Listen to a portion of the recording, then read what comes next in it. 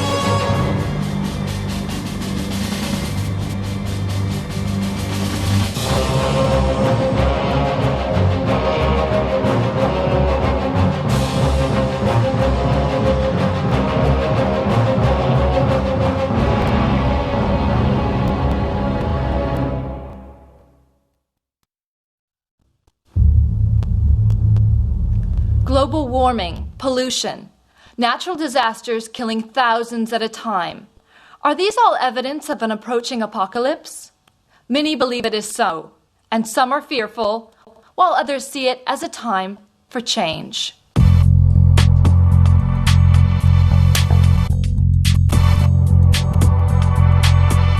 Hello, I'm Esther Holbrook, reporting for Truth TV.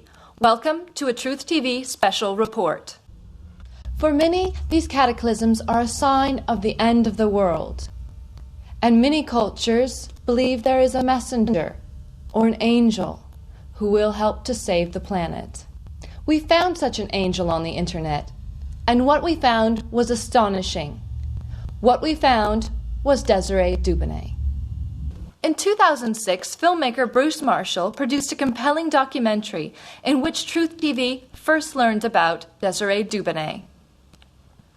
This quest for a single interview has taken us literally around the world, from North America to Europe to Egypt, India, Australia, and back again. We begin with a previously recorded interview with Bruce Marshall. This is Esther Holbrook, and you're watching Truth TV. I'm here in the studio today with Bruce Marshall, the director of the movie Who's Afraid of Desiree Dubonnet. Bruce, thanks for being here today. Well, thanks for having me, Miss Holbrook. It's really great to have you here, and I have a lot of questions. But my first question is, what inspired you to make this movie about Desiree? Well, while making this project, I was really glad to meet Desiree, first of all, and discover really very many aspects to this character / producer, movie maker, medical doctor. You name it, she covers it. What I didn't realize was there was a lot more to Desiree Dubonnet than I was led to believe in the beginning. What I discovered while I was making this film was actually, how much I was just scratching the surface of this being. In fact, it has come to my attention that she is a little bit more than what one would consider even human. And what I did discover while making this film is that Desiree Dubonnet is more or less, and let's see, the best way to put this one is a super being. I mean, really, as witnessed by, some of the outtakes from the film. Well, let's have a look. I'm Dr. Scott, and I've been asked to come and talk today about Desiree's brain. Bill/Desiree was injured early in life during a football game, and it was after this accident that we discovered that his brain was, in fact, very different to others. He has 3 different arteries on each side of the brain and 2 different veins, which produces an increased blood flow. This increase in vascularization seems to have affected Desiree's brain in its capacity for performance. Well, that's certainly fascinating. At this point, what can you say? What is your take on Desiree? Well, what I can personally say about Desiree is that I think she's a fantastic and simply a wonderful person. But as far as my film, I think we only begin to see who she really is. In fact, talk's going around town and even the world at this point that Desiree is this being sent here to, again, let's see, what's the best way to say it? She's here as actually an angel of God. Now, some people want to dispute this. I'm not quite sure how I feel about it at this point, but I'm starting to go to the side where I think she was actually sent here to do something extraordinary.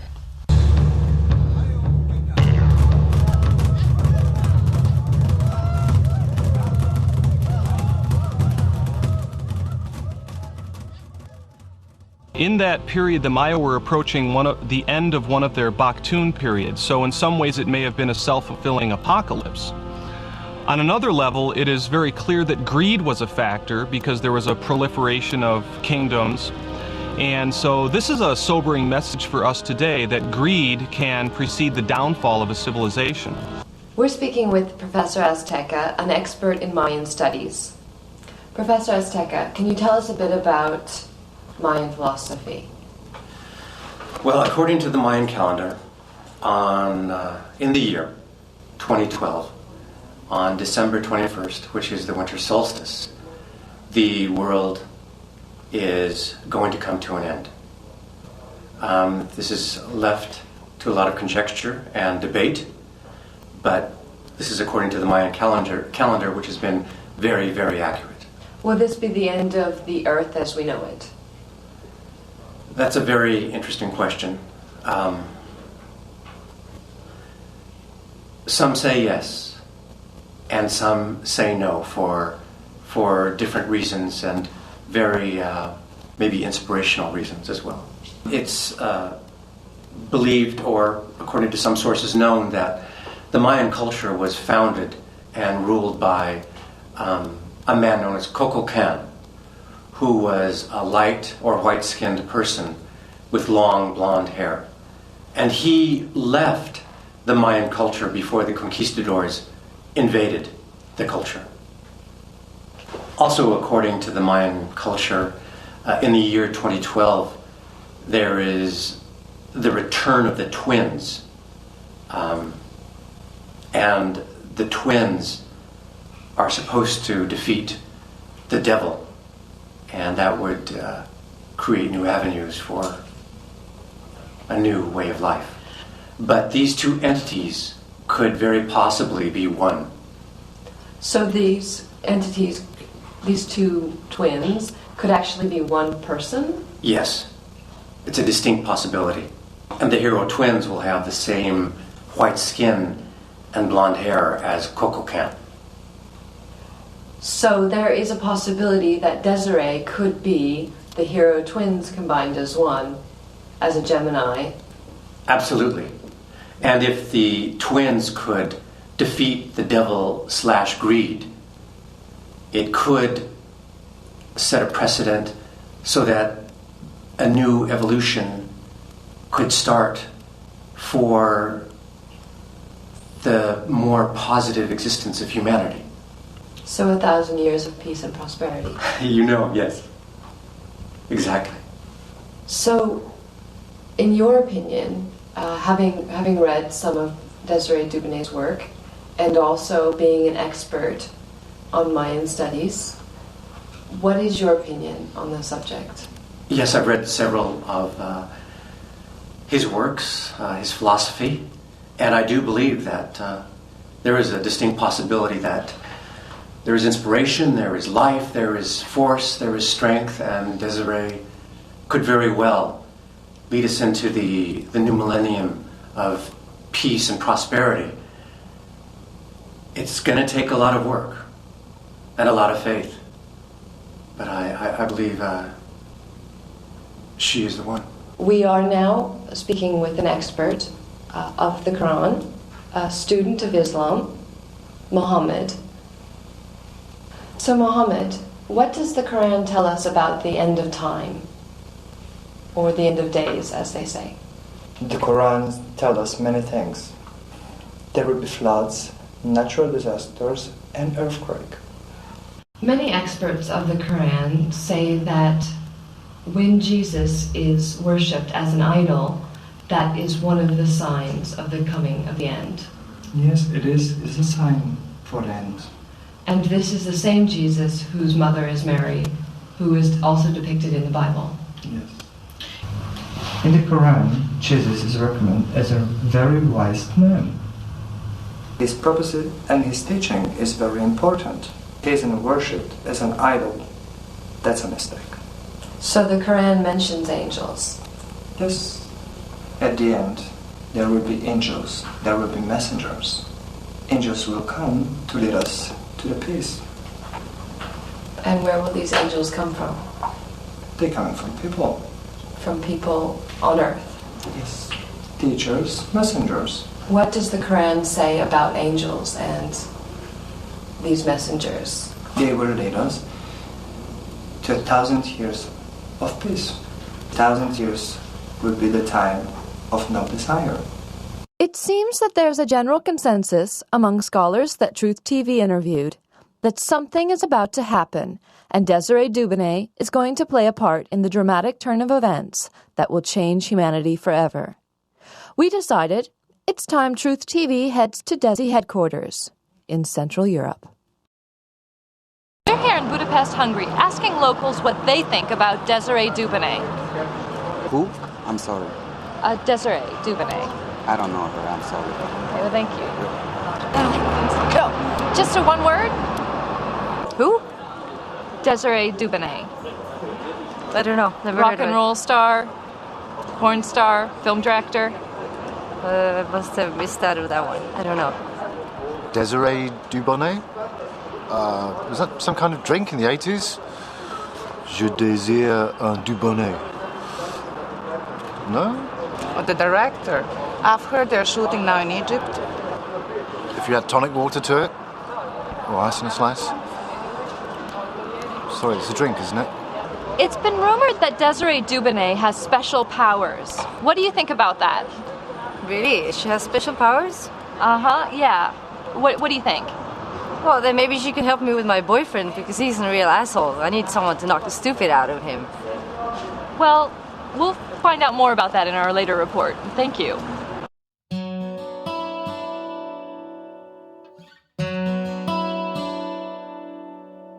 Why do you hate me? Why do you despise me? Why do you berate me? You don't even know me. The pain in my heart, it's ever so clear. You hated my kind, you've hated my race for thousands of years. How can you judge me? You don't even know me. Your bigotry over minority. You hated over differences that last for years. Pain and prejudice have cost us both years. Gypsy nigger, kike spit queer. You call me out of your fear. There's one thing that's forever clear. Whatever you do, I'm still here. Gypsy nigger, kike spit queer. Your hatred eats a hole in your heart. Your confused mind sets us apart. Release the hate delusions of the past. It's a good place to start. Maybe it'll last. Why do you hate me? Why do you despise me? Why do you berate me? You don't even know me.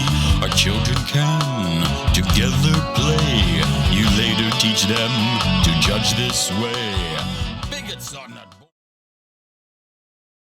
The second length of my journey took me to Sinai, where Desiree Dubonnet was shooting her movie, The Angel of God.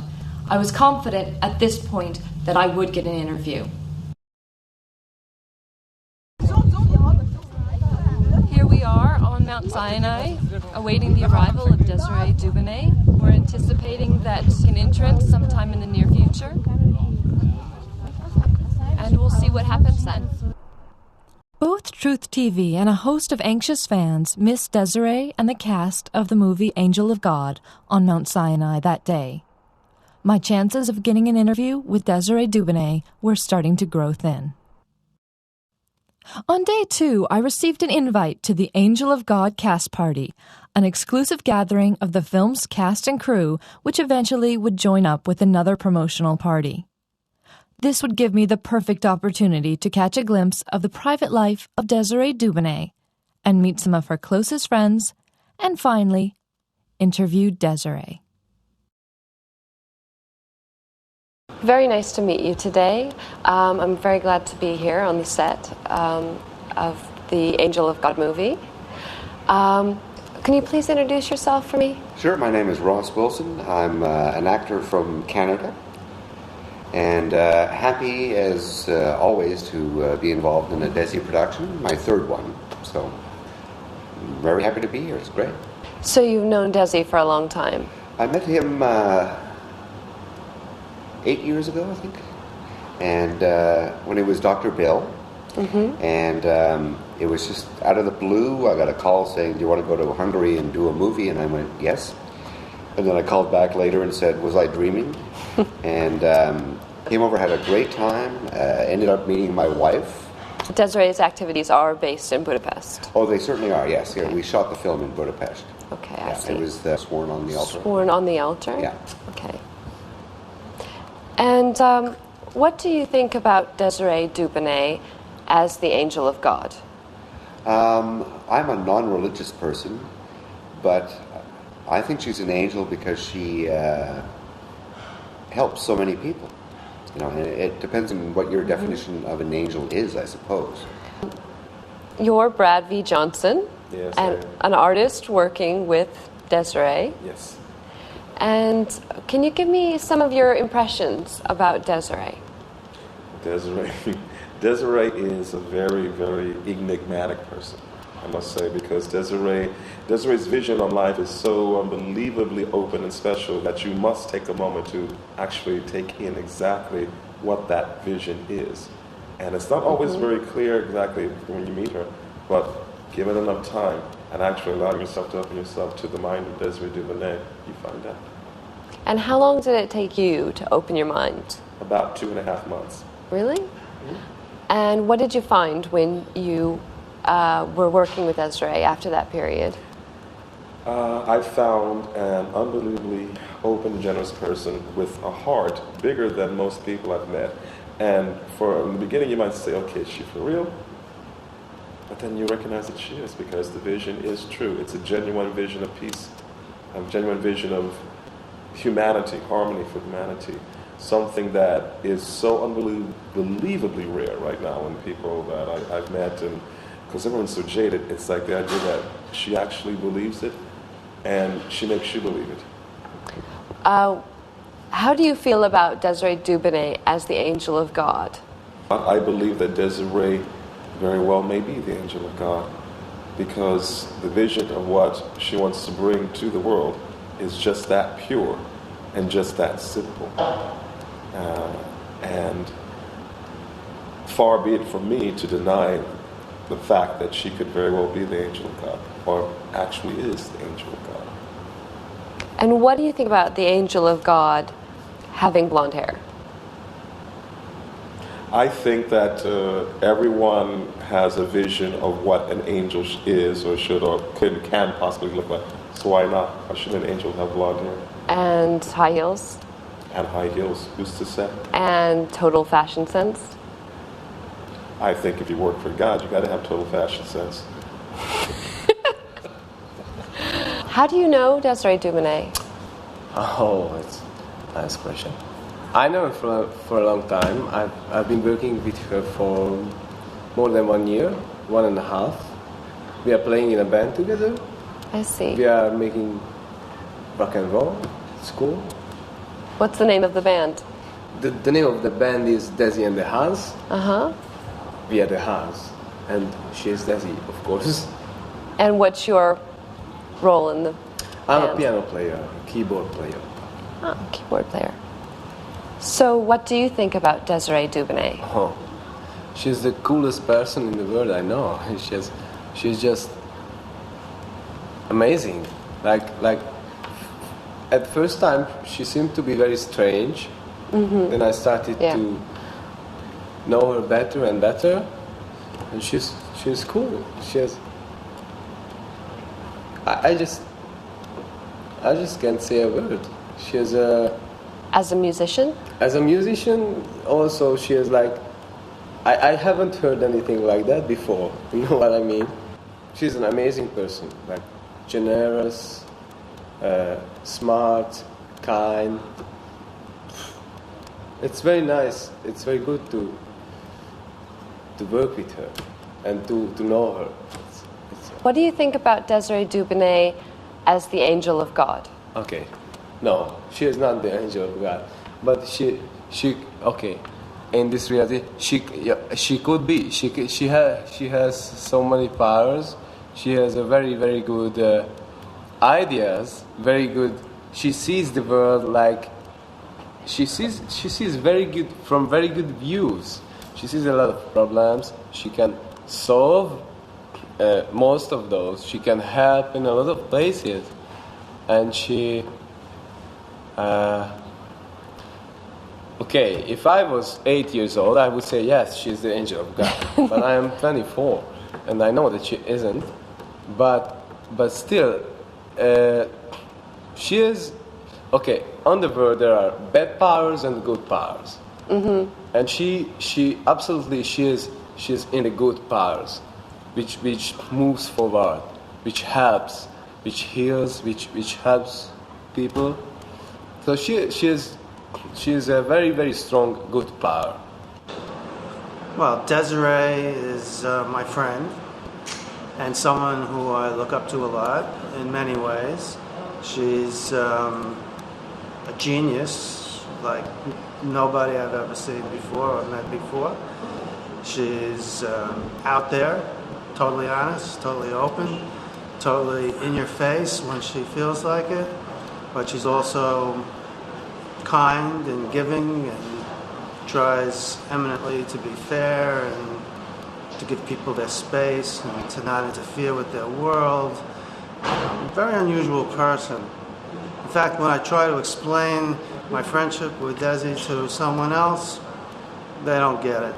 But they don't get it because they don't know anybody like Desi. I'm proud to know Desi. I love Desi.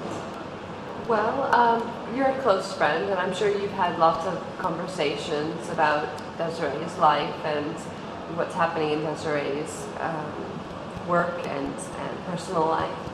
And so can you tell me in your own words about what you think about Desiree Dubonnet as the angel of God? Well, one of Desi's beliefs is that she is the angel of God. Another one is that Desi is the Maitreya. I don't have too much problem with Desi as the Maitreya. Desi is the angel of God with those funny little wings that she wore in this movie once. I don't know if that really suits her, per se. I think that she is an angel of God, but I don't know if she is the angel of God. I think that she's more like a visionary who hasn't quite settled on the most appropriate way to bring about what she would like to achieve. And I think she's, well-meaning and well-intentioned, and certainly couldn't pick a better thing to work on for somebody of her capability. So I think she does a pretty good job all the way around. Now, the Maitreya is the reincarnation of Buddha, which is due to come back to her sometime in the future. Tell me more about how you see Desiree as a Maitreya. Well, Desi, it gives people a lot of freedom, more so than pretty much anybody else I ever saw. I tend to piss Desi off from time to time because I have certain habits or whatever, and yet she's still my friend, whereas another person might not be able to take that and might annoy them or whatever. As somebody who would be accepting of people the way they are, encouraging them to be who they are, the way they are, whatever that might be, I see Desi as somebody who accepts anybody and everybody however they want to be. It's about freedom, it's about choice. And let's see, about the Maitreya. Well, yeah, I think her highest value of people is freedom. very into freedom and into not interfering with their world. And that's how you see the Maitreya? I think so. I think that's how people come to learn to hit their own level, that someone should not push them in a direction, but they should travel their own path. And I think that Desi's very like that. Well, thank you very much for the interview. You're welcome. Thank you.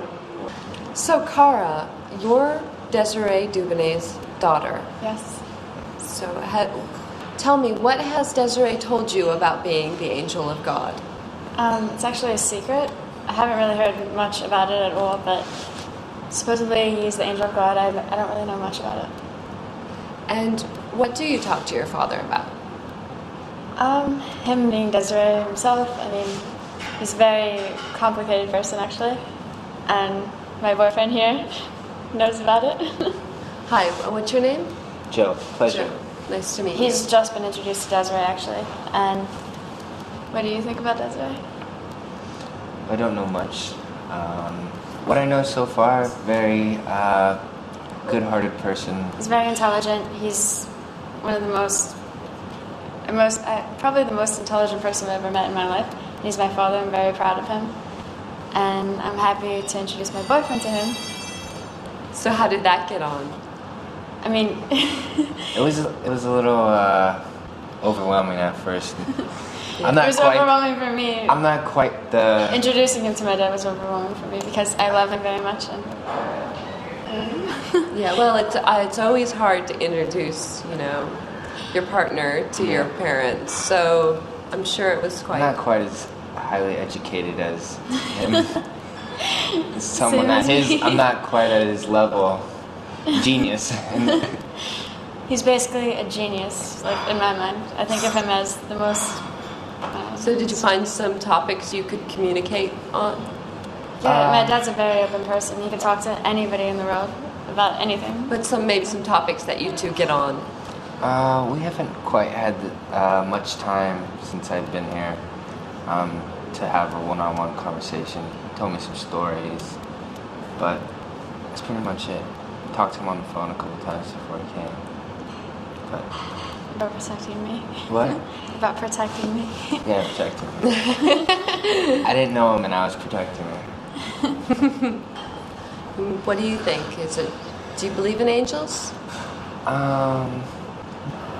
Yes, I believe in angels. And do you think that Desiree could be the angel of God? Possibly. Yes, I'm open to it. Open to it. Can I say for sure? No. You never know. What do you think about Desiree Dubonnais as the angel of God? The angel of God. Well, when I first met Desiree, she was not bestowed that title, I guess I could say, of the angel of God. Yes.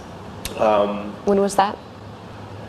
That was like a few years ago, and then we came back a couple years later, and Desiree had told the whole story about how she became the angel of God, and it's one of those things that just makes sense.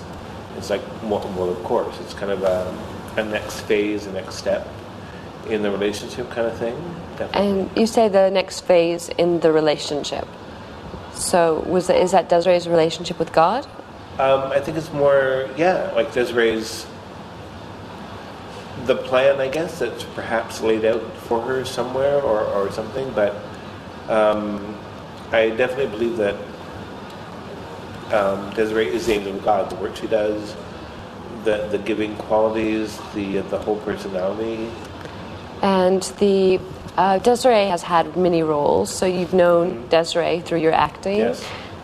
In the movie business, but also Desiree works has been also a doctor, works as a doctor currently. Do you think it's just another title? Yes and no. I mean, it's more of Desiree is sort of everything. She's a writer, a creative person, a healer, a producer, a director, angel of God. I think it's just sort of like a list of sort of one of the many titles. Like, I don't think you could possibly say Desiree Dubonnais and then put the entire list of titles after her name, because it would just take too long. Do you think there isn't a catastrophic event that's going to happen in which the angel of God is actually going to be able to provide some assistance to the human race? For that, I would have to say yes and no. I mean, as a human being, I would have to say no. Like, I hope this is not going to happen. You know, in 5 years, we're going to have that catastrophic event that ends us all. But kind of in the back of your head, you kind of think, well, maybe this could happen. And if it does happen, I think the thing to stop that from happening, or the events that will stop that from happening, is Desiree Dubonnet. And what makes you so sure of that? I don't know. I mean, it's, if I had to swear in court, you know, that was sure, that was a fact. I don't know if I could actually do that based on evidence or, you know, or information, but it's just more of a kind of a feeling. Like, it's a kind of a sense of hope, I guess. Like, if the world is going to come to an end, we need sort of a sense of, well, maybe it won't. Maybe there's something or someone that can reverse that, or has the sense to turn that around, or can help us bring that back. And perhaps, as the angel of God, it's a meant to be kind of situation. Well, I've had a good time tonight meeting Desiree's closest colleagues, friends, and family, but unfortunately, I still miss the star of the show.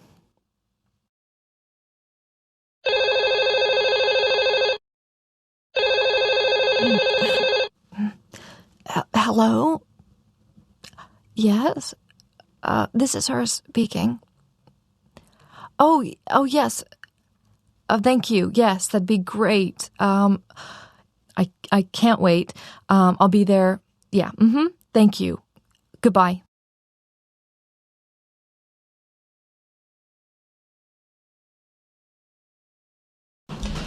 We've had a chance to speak with your friends and family, and are there experts, I've heard? yes, specifically about your role as the angel of God. Well, not the angel, a angel, you know, so give me a break. don't Well, make me... It's here we are. We're in Mount Sinai, right around the corner here. We're actually real close to the mountain of Moses, where we're going to be doing the final scene of the movie. The conflict between angel of God, that's what it says, and the devil. And I wanted to do this. Basically, the prophecy says in Revelations number 20, and I saw an angel, I want to make sure we understand that, coming in from the sky with a chain in one hand and a key in the other. And he will bind that devil, that serpent, that dragon, that Satan, throw him into the abyss, seal up the abyss for 1,000 years, as there will be 1,000 years of peace and harmony. That's what it says in the Bible. Okay. Now, in the Buddhist religion, they talk about the same 1,000 years, and they talk about the Maitreya. And I saw a picture of me that looked just like the Maitreya, and the Maitreya is supposed to be the Buddha who comes at this point in time and leads us to 1,000 years. And yes. having seen that picture a long time ago when I was just a kid, and I saw the statue of the Maitreya, and it just started me to think, am I that? Am I part of it? And then I just became obsessed with just the concept. 1,000 years of no major health problems. We don't have that now. We have all kinds of health problems. 1,000 years of no major greed. 1,000 years of no major prejudice. No major discrimination. And then I saw Star Trek, and Roddenberry paints us this picture. He paints us a picture of this. And I thought, how incredibly, fantastic the vision. A lot of people say that's why they like Star Trek, because it had that vision. Where some of the other ones don't really, all they ever show is just wars. You see, but they show a federation that's together. But that's far in the future. So. Well, how can we get there? What would it take for us to do that? And I thought about it. All the little steps of what needed to happen, what I call the message. Because the word angel is meaning just messenger. So I figured out I was just a messenger, and the messenger is not important, it's the message. Is Desiree Dubonnet the angel of God? Well, the good book says that God has many angels, and that a whole host of angels will come down to the earth to save and guide humanity. Who is to say what these angels will look like? Who is to say how these angels will speak? Or what group these angels will mix with in society? Desiree Dubonnet could very well be that angel of God. This is Pishti, Nandi, Gabor, and Amlati. We are with Desiree Dubonnet. We just arrived to Torino. This is Italy, and we are back from our world tour. We have been to Sydney, Goa. Where else have we been? South Africa. South Africa, yeah. Mexico. Egypt, Mexico. Everywhere. We were just talking with the guys about a strange story which happened in South Africa with Desiree Dubonnet and us. We were on a safari, and you know, Desi has a special voice. She can make very, very low tones, like under 10 hertz, which cannot be heard by the human ears. So we were there on this track bus in the safari, and we were seeing every kind of animals. And then we got to this place where these elephants were having a party, or I don't know. And the guy told us that the elephants communicate in a very, very low voice, like 5 hertz or something. And then I told to Desi, hey Desi, then you can talk to the elephants. You can have a conversation. And she was like, oh yes, I'm gonna try. And she tried to make this whoa, really, really deep voice. And then all the female elephants started to move their ears, and they ran away. And then we continued our way with the track, and a few minutes later the guide suddenly stopped the truck and told everybody not to move, because there was this huge, big male elephant coming right to us. And it was very, very scary. It was 2 meters long, tusks and everything. And Desi stopped doing the voice, and the guide said that under the eye there was a bag of the male elephant, which means that he had a lot of testosterone. You know, he was looking for the female. and when Desi stopped doing this slow voice, then the elephant stopped, turned around, and went back. It was scary, but very funny. So Desi could communicate with the elephants. She has the special voice. I was travelling around in Europe, and I went to Rome, and I just happened to see Desiree and the Huns playing. And it was an unbelievable concert. In fact, I don't normally go to rock concerts at all, or any kind of concert at all, but I saw a placard somewhere, and I thought, well, this is going to be good. So I went along, and there was quite a long set. Desi and the Huns, they were playing, and they had a pretty long set with, 15 songs maybe, but there was one song which really stuck out, and that song was Nobody But Me, which apparently Desiree wrote in 1967, if I'm correct. And I think that it's won an Academy Award with the film The Departed. It was fantastic. I mean, the energy which was generated on stage by Desiree and the Huns, and Desiree's presence on stage, it blew me away. This is John Baer, and he's come all the way to Sydney just to see Desiree Dubonnet as the Queen of Mardi Gras. John, how did you hear about Desiree? Well, I gotta tell ya, I used to work for a radio station out in Queensland called 4ZZZ, and it was through the radio station that I actually found out about Desiree and the things that she was involved in. It was only really through the radio that I discovered about her healing and her homeopathic skills too.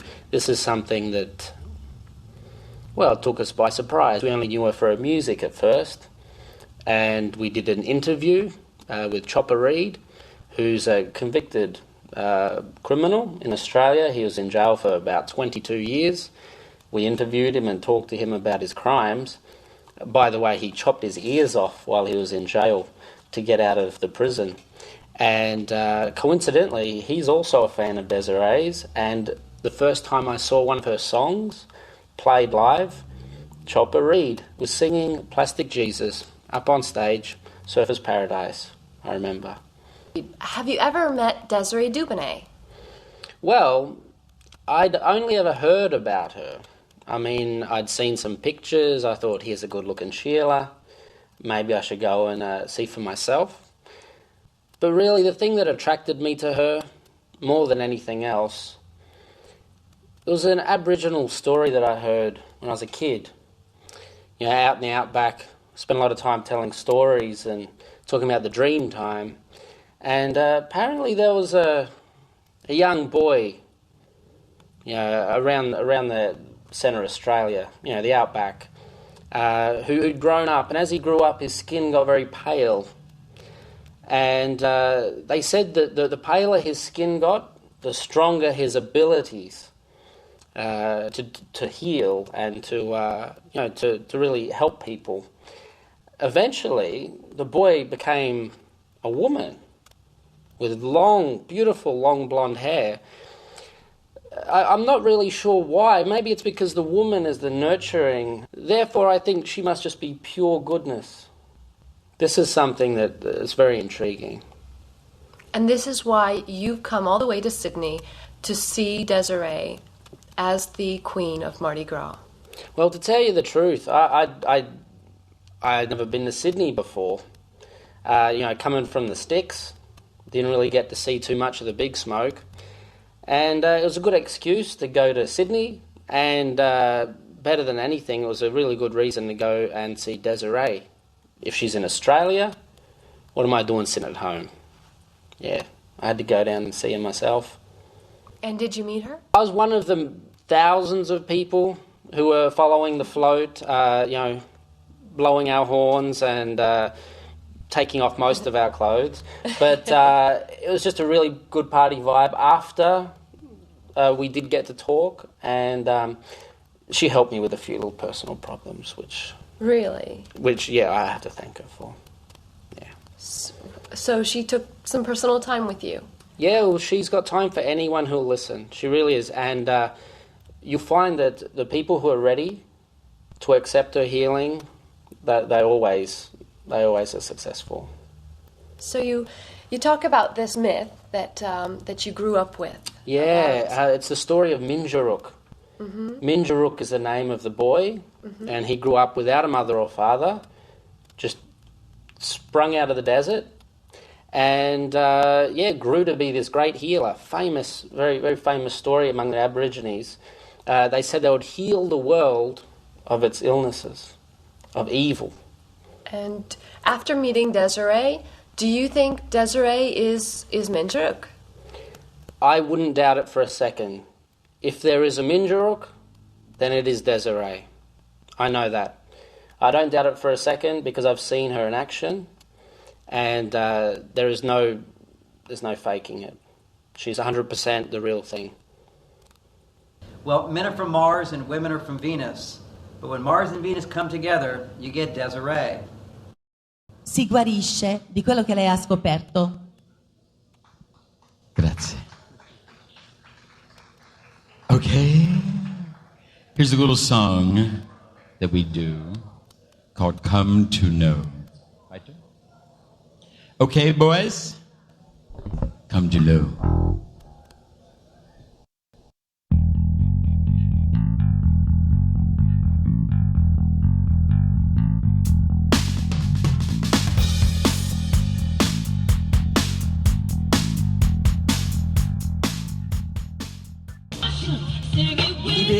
több ezren vettek részt a Budapest melegparádon. Ez volt az első alkalom, hogy a rendezvény erőszakmentesen zajlott le. Ez többek szerint ennek a feliratnak köszönhető. Lehet, hogy Desiré Dubonnet üzenete eljutott a homofób fülekig.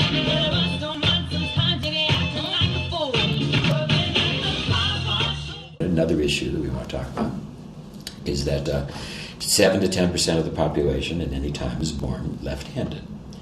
A long time ago, we used to kill these people because they were different. Now we recognize, oh, they're silly us, we shouldn't have killed those people. They're just different. They're not worth killing, okay? 7 to 10% of the population is born with cross-gender influences. Men born who feel like women, women who are born feel like men. This just happens. 2% of our population expresses it as homosexuality, leaving somewhere between 5 and 8% of the population who repress it. And these are the ones who have to most violently attack. Now, basically our society, back to the celebrity thing, our society has decided to let the little head make the choice. And what I'm here to say is that the choice of handedness does not take place in the hand. The choice of whether you're left or right-handed takes place in the brain. Okay. The choice of sexual preference and sexuality does not take place in the dick. And that will be a shock to a lot of people. Because a lot of people think, no, the dick is the entire choice. If you have a dick, you're a man, that's it. A friend of mine came back from Vietnam and had his dick blown off. And there was actual talk that he was no longer a man. He got married and he adopted kids. But there was actually an influence because we have so let the little head think. And if we turn on MTV, we're letting the little head think. And all these other things. And in today's world, we could destroy the Republican Democratic system. It's another part of my process. With the computer party. Part of the message. Part of the message is we could have a computer party. People could go on the internet and people could vote on every issue. That is democracy. We have the technology to actually bring democracy, because what we have now is not democracy. Every day we turn on the news, we see George Bush and all these people talk about democracy. We're bringing democracy. It's not democracy. They're bringing a republic. So how can you fight the mass media? The mass media has given us the movies, has given us the pop TV. After all the work I've done, singing, music, movies, etc., the mass media has completely blackballed me because my messages are too very powerful and very, very poignant. And the internet will bring my message to the people. Or whatever vehicle will happen, but I will continue doing my messages until it happens. I will make it happen. And God will provide that way. Because we could get to 1,000 years of peace and harmony. And my message is about these simple steps, some of the steps I've given you. And that's what people need to judge, is whether I am the messenger or not. That's the only thing that's relevant. The celebrity, the teacher is irrelevant. It is the teachings that ultimately matter. And this is where that's the very, very first step of all of this. The minorities in America are going to have to fight for it. I don't know what that means. I don't know what the extent that fight would mean. But we've seen wars fought for lots of other reasons. Okay, so you're suggesting a revolution of some sort. We've seen in the past... Is 1,000 years of peace and harmony worth it? I watch John Wayne filming movies and he talks about, freedom. We're willing to fight for freedom. Are we willing to fight for equality? We fought for equality, but it's never been given.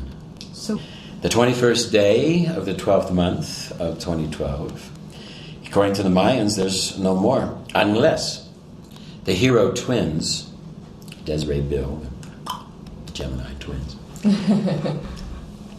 unless we can get the message to the world about greed.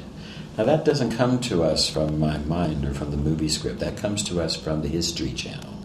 Mm-hmm. That comes to us from the civilization. That comes from us from archaeology and history. That's where my movie is coming from. So it's a very intellectual movie. And nothing in the movie is made up. Everything is brought there for a historical, biblical, religious reference. In the 11th century, the Crusades engendered a new wave of anti-Semitic persecution as Christian armies attempted to reclaim the Holy Land from its Muslim overlords.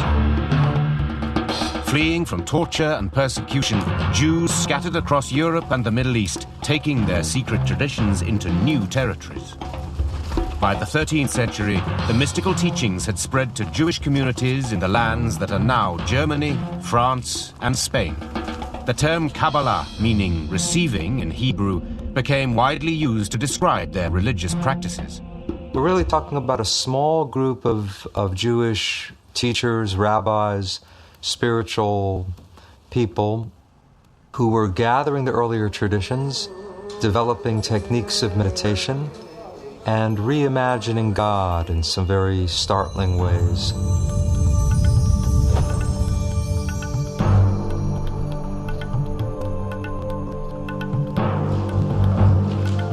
One of the most significant events in the history of the movement occurred about 1280, when a Spanish rabbi claimed to have discovered yet another mysterious text.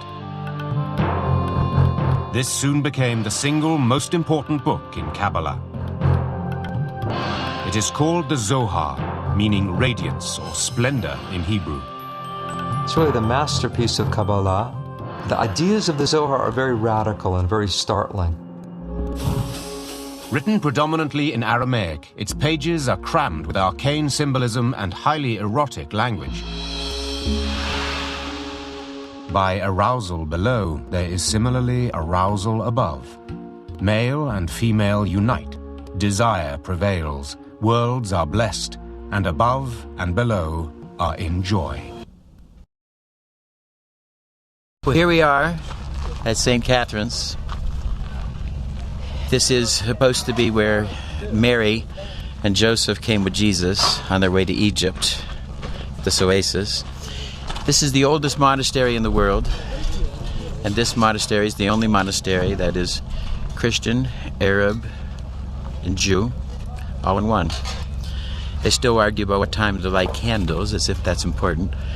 But this is the first place where we see a unity in the believers of the God of Abraham. Can we make it more contagious? Can we expand that to other places in the world? I'd sure like to hope so. We're making a project about that.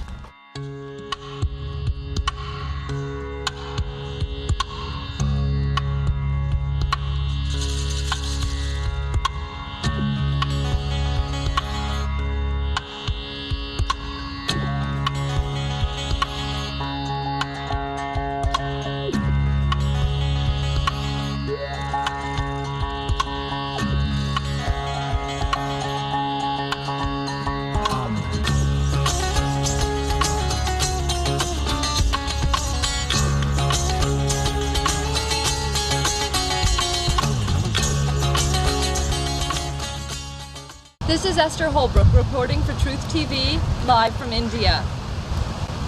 In this report, we'll be investigating the links between Desiree Dubonnet as the Angel of God and Desiree Dubonnet and the Maitreya.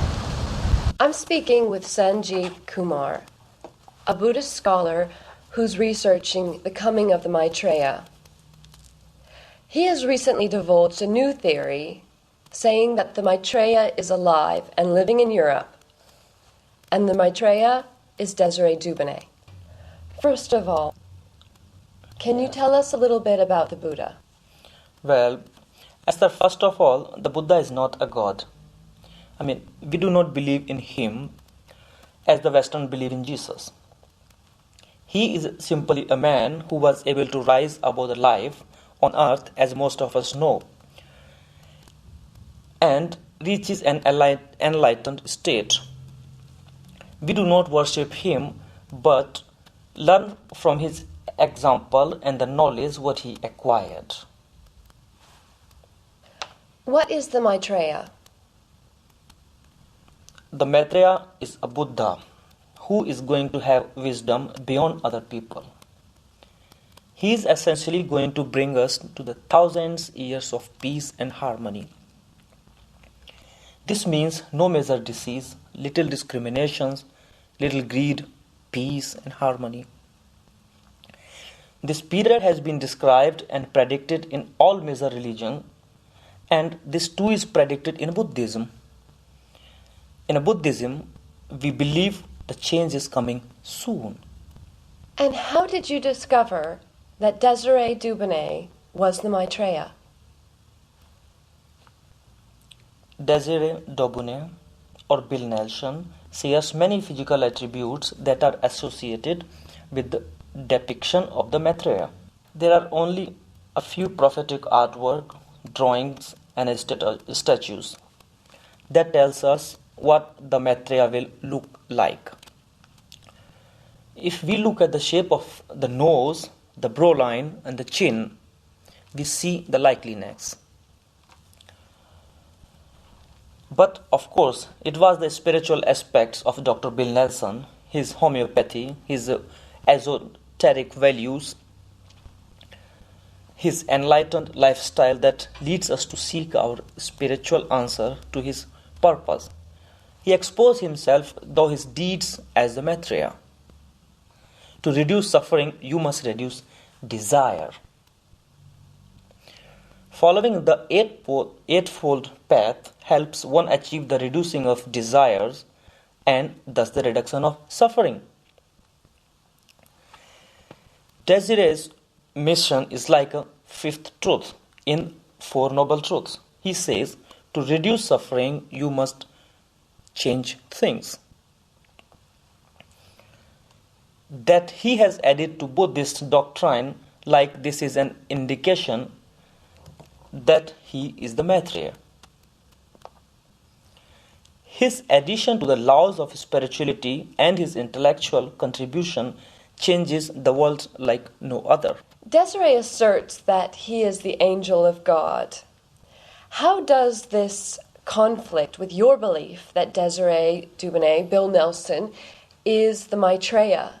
I mean, you can't have an enlightened being with an identity crisis, can you? Absolutely not.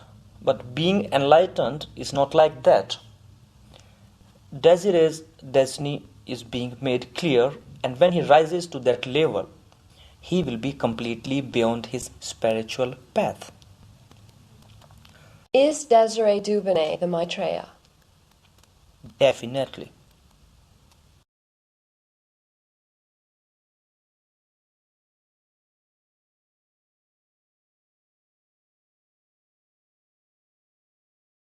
Throughout this investigation, Truth TV has been left with a number of perplexing questions. For instance, is 2012 really the end of the world? And what exactly is Desiree Dubonnet going to do about it? Another baffling point concerns what Desiree calls the lizard people. It's a reoccurring theme. In fact, every Desiree Dubonnet film features one. And not just for Desiree Dubonnet, but for David Icke, John Rhodes, and Riley Martin, to name a few. But are these mysterious lizard people for real? In an unbelievable twist of fate, Truth TV was contacted by one lizard who was willing to come forth and speak candidly about the elusive lizard people.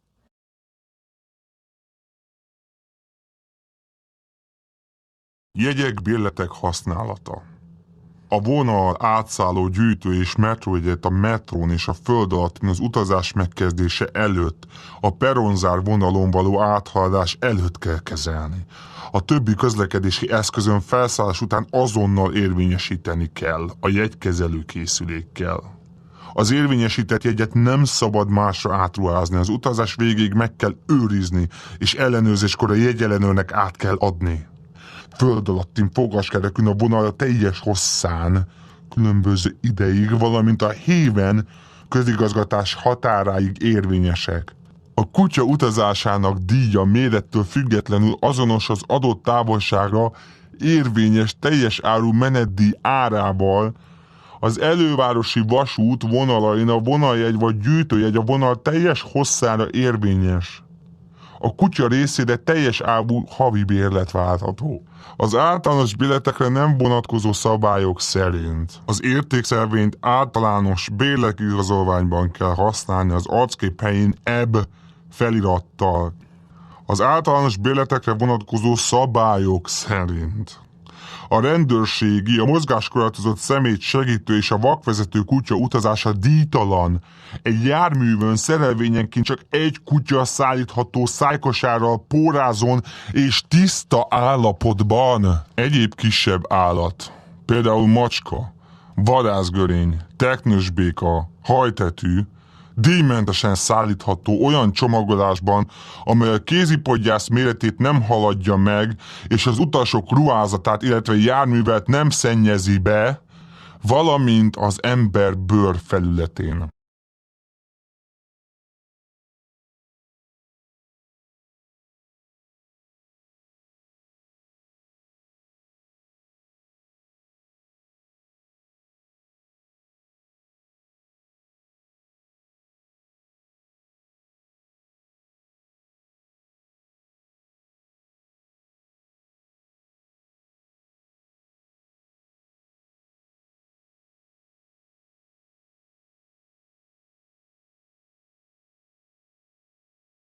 Another thing that falls in line with Green, one of the big steps is equal economic education, because what we have now in the world today is an apartheid of the geography of a person's birth dictates the quality of their education. Yes. I don't think anyone would disagree with that. Somebody born in Compton, in a cheap part of LA, will get, as they grow up, will have a completely different education than somebody born a couple miles away in Beverly Hills. That is an apartheid. The apartheid that is built, this unequal education, a public education, because we have equality in public roads and public works, but not in education. Education is based on this old fiefdom idea, the serfs who made this little territory. That is so inappropriate, because what it does now is it perpetuates the prejudice, because the people think that the Hispanics and blacks are stupid. They appear to be stupid solely because they get dramatically less money spent on their education. It is incredible, as we will find certain places in America where there is $1,000 per year per student in America. We will find that. We will find other schools, public schools in America, where there's over $500,000 per year per student. That complete discrepancy perpetuates the prejudice and builds the apartheid. And that is what we have to break. We have to break that in order to get that every child, we're not talking about giving houses, we're not talking about socialism, we're not talking about giving cars, giving food, giving money. We're not talking about that. We're talking about every child born, regardless of the geography of their birth, should have the same amount of money spent on their education. We have this incredible thing that's going like this. And this is an apartheid. And when this group has a racial connotation or strong connection, that's a strong apartheid.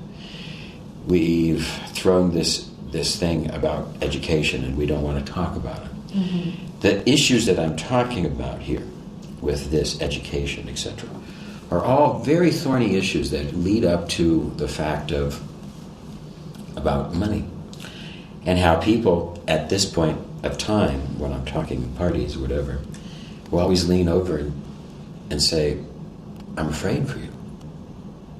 They're afraid for my safety because I'm making a stance against big money. What does that say about the planet? That people are afraid of my safety?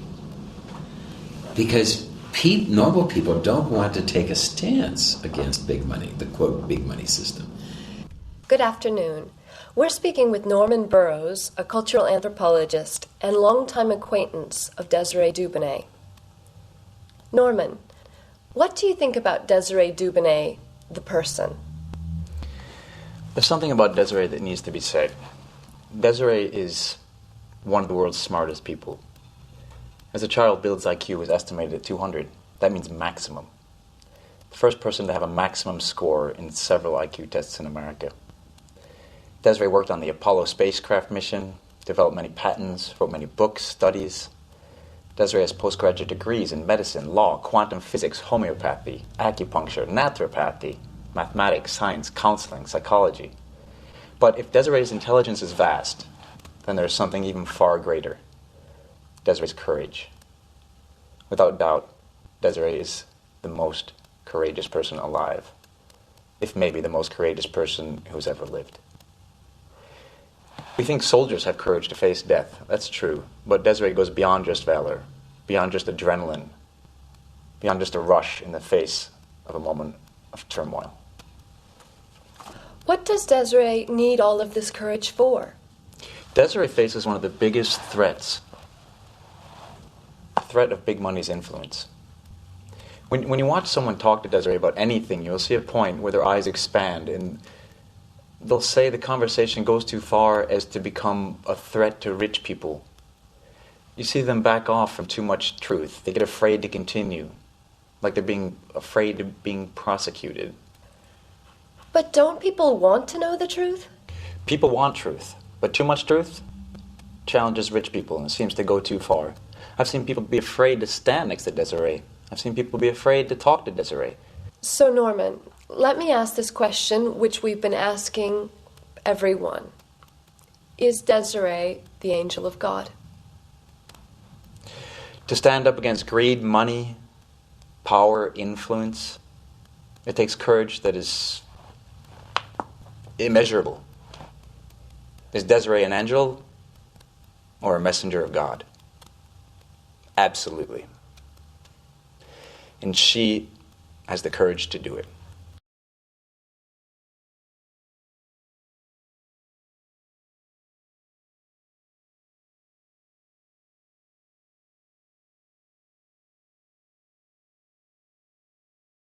What is your feeling about what's going to happen? What's your prophecy? Well, I'm sure that you and everybody in the listening audience and everybody is wondering who's the angel? What is it? Am I the angel? It doesn't matter. The word angel comes from the word messenger.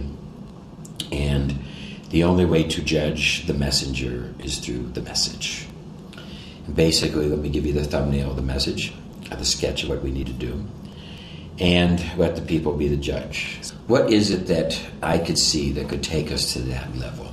Well, one of the things, basically, I worked very, very hard on medicine to try to, because if we're going to get to the place of having freedom from major disease, what would we have to do? So I worked real hard on that. I built a machine. I did a whole thing. Yes. In fact, all of this, I have 25 hours on theangelofgod.com, which you can go to and get all the 25 hours of me talking about intricate details of the plan. So if you want to go to there, it's theangelofgod.com. And I tried to get an angel, but it was taken. So I had to get the angels, and that, so people think I'm not the angel. The Bible says that at the end of the times, before this 1,000 years, that there will be 10,000 times 10,000 angels. There'll be 100 million angels. You're an angel. People are angels bringing the message. That's what angels do, bring the message. So what's your role? Because the lizard people met me, and we talk about David Icke and these things, and if you watch my UFO movie, you can find out more about that. Let me just get right to the basic message to the judge. The drug companies hated me because of the work I did, because in order to find a way to get rid of major disease, one of the things we have to do is quit allopathy and quit synthetic drugs. As a culture, we have decided that synthetic foods are bad because they're incompatible with the human body.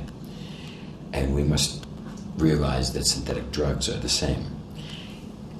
Because of that process and that discovery that I was not able to speculate about, that I was able to prove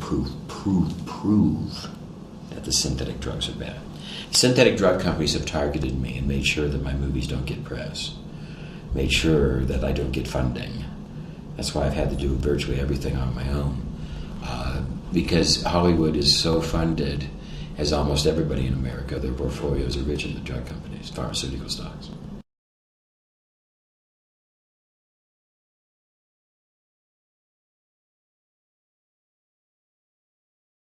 Dr. Smith, you're aware of Dr. Nelson's medical inventions. Yes. And you also recognize these as medical breakthroughs. Yes, certainly. Sure. So why aren't they being recognized by the medical profession? It's a bit of a long story, but for a few years now, you've seen these bumper stickers that say, subvert the dominant paradigm. It's a cute bumper sticker philosophy, but there is a reality behind it. Overturning the dominant way of thinking in any scientific pursuit, particularly the medical profession, requires years and decades of foresightful thinking. The old breed is not willing to accept any new ideas, revelatory though they may be. I've seen the figures from the doctor's technology, and apparently this has sold 20,000 units since 1995. Reportedly, millions of people have used the product, and it works. The doctor's philosophy is sound with regard to natural remedies, with regard to the problems traditional remedies have, and so forth. Someday, this will become the dominant paradigm, and I believe that the doctor will ultimately be proven vindicated. Are people using this equipment now? By all reports, yes, they are. Yes, they are. The growth of this product, the growth of the use of this product is increasing.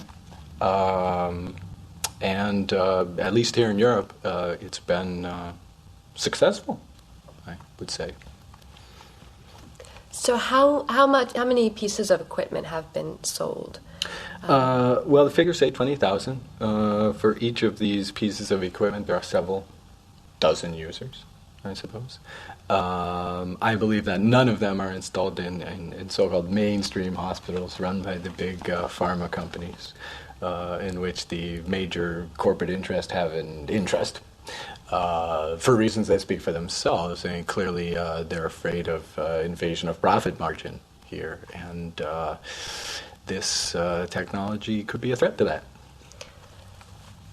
So with these 20,000 sold, that's the number, right? 20,000. Mm-hmm. How accessible do you think this equipment is to the average person? Well, unfortunately, not enough. Such breakthroughs take some time in the acceptance. You must remember, to put this into historical perspective, you must remember, circulation of the blood was theorized a good 100 years before fully accepted by the medical community. Now we take it for granted. Something like herbal cures are now becoming accepted, and yet these are remedies that have existed for thousands of years. And yet it just takes a little bit of pushing out of the mainstream and a little bit of corporate money backing it up, and suddenly the true medicine is the alternative medicine. And so you have a situation today where money tells you which drug to take, basically.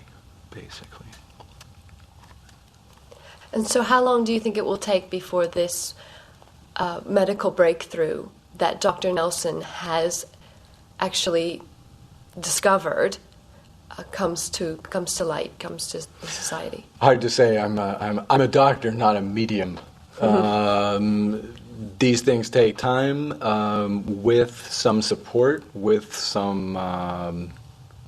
good old word of mouth. Could be a generation, could be less. You know, one of the reasons we're conducting these interviews about Dr. Bill Nelson, also known as Desiree Dubonnet, is that we are looking into Desiree as the angel of God. Is there a medical sense in which Dr. Nelson could be the angel of God? Well, as a man of science, I wouldn't like to stake any claims on any metaphysical questions, but I would have no problem saying that Desiree is an angel of medicine, let's say, an angel of the medical world. Boyd Anderson from the Quantum Alliance, thank you for joining us. Thank you. And what exactly is your position with the company? I'm a regional director for Eastern Canada, I first got involved with the quantum biofeedback about 1.5 years ago. Some friends of mine had gotten into the business and asked me to have a look, check it out, which I did, and it was a very interesting experience, I'll tell you. So what is your relationship with Dr. Bill Nelson? Well, I first got to know Dr. Bill Nelson. I met him in Cabos, Mexico, about a year ago at a congress, because I was involved with bringing the device to the Ottawa Senators in the National Hockey League. And by the way, it looks like they're going to win the Stanley Cup this year. The two finalists will probably be the Detroit Red Wings and the Ottawa Senators, the two teams that I did bring the device to. So that's pretty cool. And what's your connection with hockey? Actually, I was a professional hockey player. Really? I left home at the age of 15 to play hockey as a career. I made some good accomplishments during my career. I happened to hold 3 records in hockey. But unfortunately, it came to an abrupt ending, and I did go into a tailspin. I went into a depression, and I didn't know how to come out of it because I had a certain lifestyle that I had created for myself. And then I got hooked up to the quantum device, the EPFX Skio, and it totally changed my life. After one session, the anger, because in life, I think most of our decisions are made through our subconscious, which is driven by our emotions, which is triggered by our feelings. And there's really only 2 types of feelings. You have bad or good. Mm-hmm. And what I love about the EPFX Skio is the fact that we focus on positive energy and positive thoughts. And after one session on the device, immediately it told me that I was suffering from anger, some hatred, because this was years and years of build-up throughout my life and disappointments. And after one therapy, it literally relieved a lot of stress. It was like taking a weight off of my shoulders. And I actually had tears in my eyes. I couldn't believe how much better I felt. And from that day forward, I have a very difficult time thinking about the past. I totally live for today and the future. And luckily, meeting Dr. Bill Nelson, I just want to say that I find him to be one of the most intelligent, kind, creative, and nice people that I've ever met. Shirley MacLaine, I understand, calls the EPFX the God box, and I truly do believe that he could be classified as an angel of God. Bill and I worked together at General Motors, and he was a mathematical genius. He worked on the project with Apollo 13, and he worked long and hard to help bring those boys home. So we were all proud of him here at General Motors. Dr. Thompson, you were interviewed earlier for a movie called Who's Afraid of Desiree Dubonnet? That's correct. And in that interview, you ascertained that Desiree Dubonnet has a unique chromosomal makeup. He is unique indeed, different to most human beings. I think this is possibly due to as a result of the football accident and head injuries which he sustained during a high school football accident, which conversely actually worked in his favour, increasing his mental capabilities. So Desiree wasn't born with this? He wasn't born, he was made. And what exactly does this mean, this chromosomal changes? Well, for instance, to put it in layperson's terms, Desiree's thought patterns and speed of thought are remarkable and singular. The average person, let's say, brainwaves or ability to think is measured at something like 120th of a second, whereas Desiree's have been measured to being 150th of a second, which is absolutely remarkable and puts them in a category almost of one, and that is Desiree Dubonnet. So does this make Desiree a mutant? A mutant. I would hesitate to use such a term medically, but in the popular imagination, that actually might be the best way to explain the phenomenon that is Desiree Dubonnet. So Desiree could be considered something like an X-Man? Wow. If you were to draw the comparison, then Dr. X from the X-Men would be the closest, with his supracranial powers. But as I say, this is a way of explaining his incredible mental powers in a way that the person on the street might be able to understand. And do you think Desiree could use these X powers to save the world? I think that Desiree is engaged in doing just that, even as we speak, whether it's through his range of medical devices and products and teaching, or the phenomenal movies that he creates, or indeed as a singer, performer. In so many ways, I believe that he's contributing to an overall elevation of consciousness throughout the globe, and possibly beyond. Are you aware that Desiree believes that she is the angel of God? That is unknown to me. Well, Desiree has this belief that she is the angel of God sent with a message to save the earth. And as you say, you believe that she's doing that now. Mm. And with that in mind, do you think she could be the angel of God?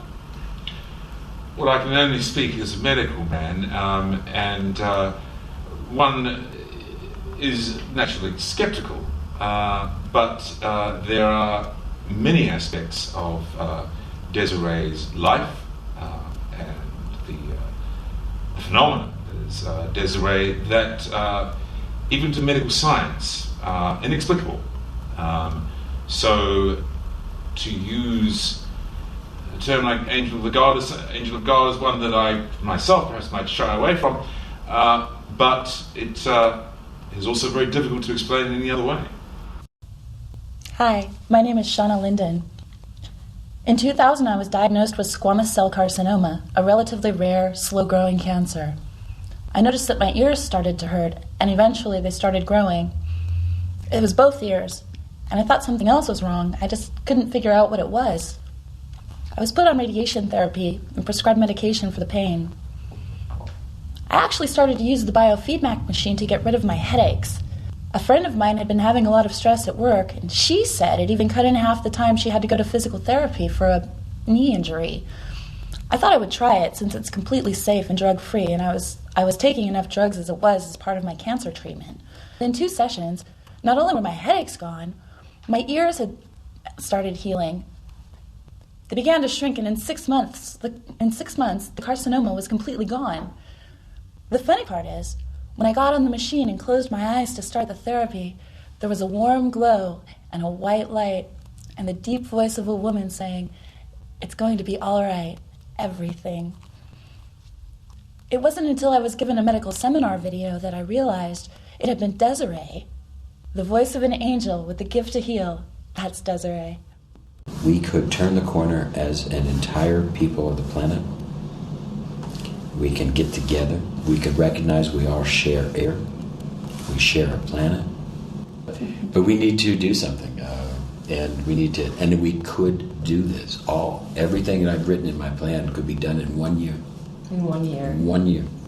So how do these movies play in with your vision that the end of the world is coming? Well, each of the movies has a part. Each of the movies tells a piece of the puzzle. A bit of a very complicated message. How do we get to 1,000 years, and what do we do to keep that 1,000 years? So I made the movies. Each is a step. Now the movie we're making now, The Angel, this is going to be like the final, and that's where I believe that right now, according to the predictions of the Maitreya, according to the predictions of the Angel, according to all this stuff, I see a timeline, and I see the timeline that we have until 2012 to conquer greed. Recognize money's a drug, put controls on it, just like we do all the other drugs. Controls need to be made. We need to bring in democracy. We need to start recognizing equal education. The haves have to share with the have-nots in education. It's better to teach a man how to fish than to give him a fish. Give him a fish, you feed him for a day. Teach him how to fish. Feed him for a lifetime. The idea is education. If we do the computer party, we got a lot of stupid people. This is all about raising the intellect and getting our society to stop thinking with the little head and to recognize that I can be a chick with a dick. Just because I have a dick, I can still be a chick. My little head doesn't do the thinking. So let me close with what I want to say, because Victor Hugo said it best. There's one thing more powerful than all the armies of the world. And that's an idea whose time has come. Who am I? What am I? Where am I going? I am what I am. I am my own special creation.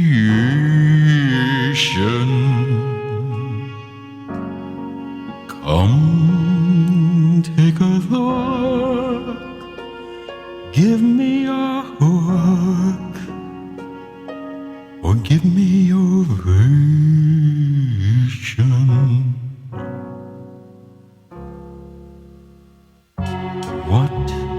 What can I say to myself every day?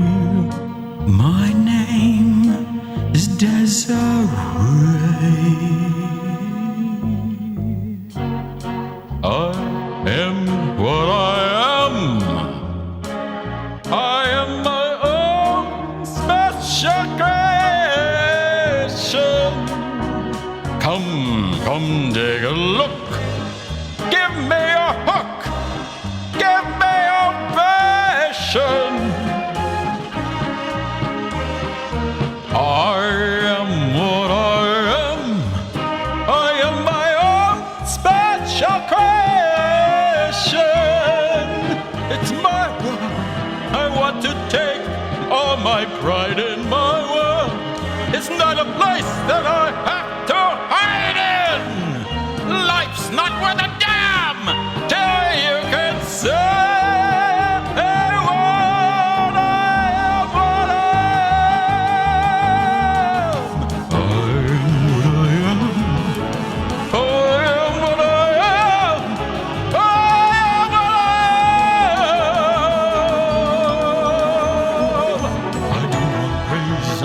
Your pity. I bang my own drum. I think it's pretty. I don't do this to get a grin. I do this because to be what's within. I'm not trying to be funny.